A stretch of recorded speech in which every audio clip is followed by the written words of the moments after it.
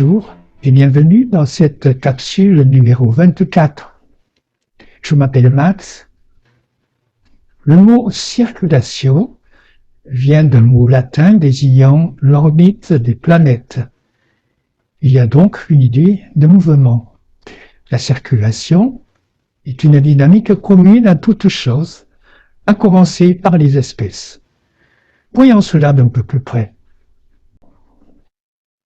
Il est ici question d'élan, de transport vital, d'échange et de circulation de liquides. À commencer par le sang transportant des nutriments via un réseau de veines et d'artères complexes que les Égyptiens avaient identifiés comme source de vie et siège de l'âme. La fonction circulatoire possède ses logiques propres. Elle se manifeste bien au-delà du corporel. On pourrait parler de circulation atmosphérique pour les masses d'air. Pourquoi pas de circulation routière lorsqu'on évoque les logiques du déplacement corporel. Elle peut aussi être océanique et expliquer les courants marins et ainsi de suite. À l'image des orbites planétaires, il y a toujours l'idée de réseaux fonctionnels et d'écoulement. Comment cela se manifeste-t-il pour les minéraux, les végétaux et les animaux? C'est ce que nous allons voir. Les minéraux et roches interagissent en permanence avec le mouvement des cycles de l'eau qui ruisselle ou s'infiltre à travers les roches pour rejoindre plus tard un cours d'eau avant d'aller à nouveau dans l'océan. L'eau peut former des nappes souterraines. Elle participe également à l'érosion par fragmentation des roches, ainsi qu'en les modifiant par infiltration. La circulation liquide façonne donc les roches, tandis que l'eau se charge en minéraux portant jusqu'à nous les nutriments de la terre.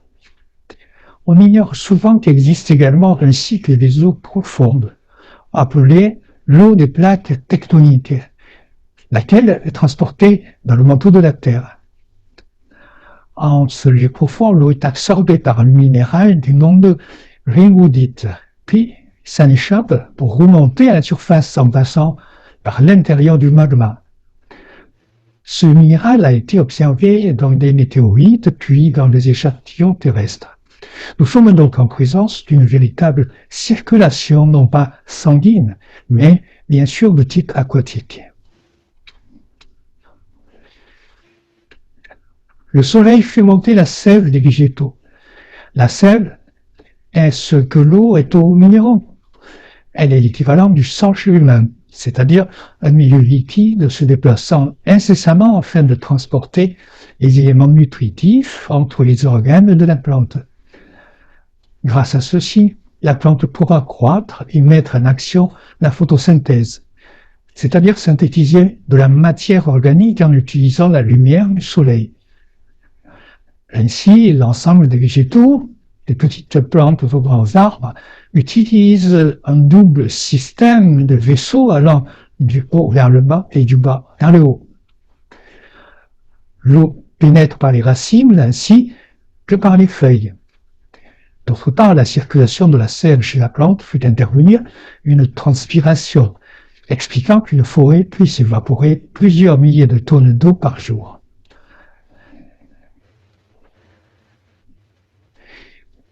Chez tous les vertébrés, les mammifères, les oiseaux, les poissons, les batraciens, les reptiles, l'appareil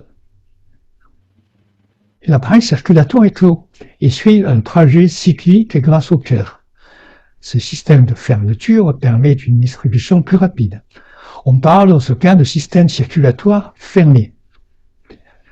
Quant aux invertébrés, par exemple les insectes, mollusques, crustacés et quelques autres animaux, ceux-ci sont porteurs d'un système ouvert, plus simple, et au métabolisme lent.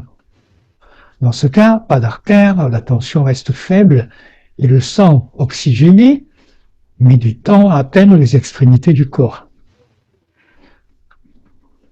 Le système circulatoire ouvert nécessite moins d'énergie pour la distribution que le système fermé. Ce qui s'appelle sang chez nous, humains, renvoie au niveau d'un insecte à un liquide équivalent chez les invertébrés et dont le nom est l'hémolymphe. Mais quelles que soient les différences apparentes, la dynamique reste la même entre une araignée, un chien et un humain. Nous avons vu combien les dynamiques digestives et circulatoires se retrouvent partout dans la nature, bien que manifestées sous différentes formes, laissant penser que l'univers est quand même extrêmement créatif. Poursuivons dans la capsule suivante avec le cas de la dynamique musculaire, impliquant l'action, la réaction et la force.